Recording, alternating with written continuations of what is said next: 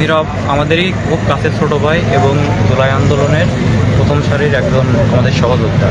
সে আজকে আনুমানিক 8টা নাগাদ সাথে অন্য একজনকে তেল দিচ্ছে, কিন্তু ওদেরকে বলে যে তেল নাই।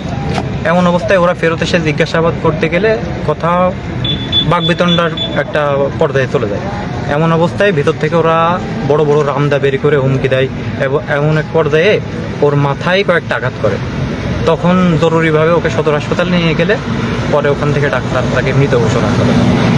এখন আমরা এই সুস্থ তদন্ত করে দ্রুততার সাথে এর সর্বোচ্চ যে শাস্তি হয়, যারা এর সাথে জড়িত তাদের শাস্তির দাবিতে করছি। আপনার পরিচয়? আমি বর্তমানে বৈষম্য বিরোধী ছাত্র আন্দোলন ঝিনাইদহ জেলার যুগ্ম আহ্বায়ক হিসেবে আছি। কি নাম আপনার? আমার নাম মোহাম্মদ ইমরান হোসেন।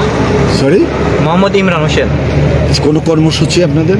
আমাদের কর্মসূচি একটু বিক্ষোভ মিছিল, একটু পরে আমরা বিক্ষোভ মিছিল দিব, আর বাদবাকি আগামীকাল ইনশাল্লাহ আপনারা দেখতে পাচ্ছেন। নীরব কি করতো?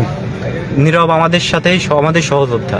সে স্টুডেন্ট হিসেবে বর্তমানে সরকারি কেসি কলেজে অনার্সে ভর্তি হয়ে আছে স্টুডেন্ট। সে অন্য কোনো কাজের সাথে জড়িত ছিল? না, অন্য কোনো কাজের সাথে নাই, জাস্ট স্টুডেন্ট বর্তমানে।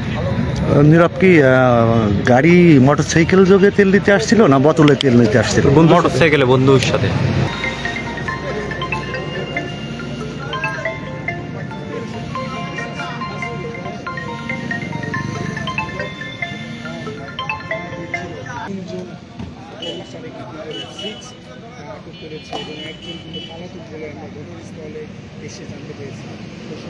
আবারও 22 বছর নীরবে